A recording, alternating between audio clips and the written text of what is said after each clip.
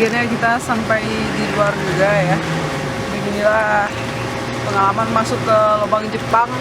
Jadi bagi teman-teman yang belum merasakan gimana rasanya sih masuk ke lubang Jepang yang ada di Gunung Pangilun, Kota Padang, jangan lupa datang ke sini. Lokasinya sangat-sangat strategis. Teman-teman semuanya, selamat datang kembali di channel YouTube Fone MF. Kali ini saya akan mengajak teman-teman semuanya menuju ke lubang Jepang yang ada di Gunung Pangilun. Jepang yang ada di Kota Padang.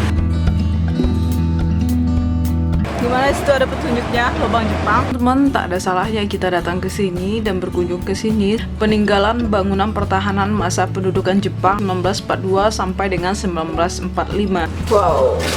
Ini kalau tinggi saya ada sekitar 167.